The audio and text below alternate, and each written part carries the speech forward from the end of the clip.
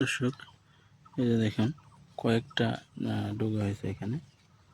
তো এখান থেকে এই একটা মাত্র ডগা, এই ডগাটা রাখতে হবে।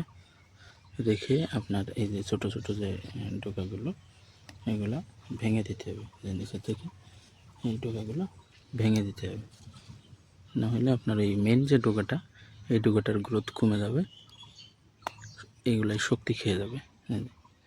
এখান থেকে এগুলো ভেঙে দিতে হবে।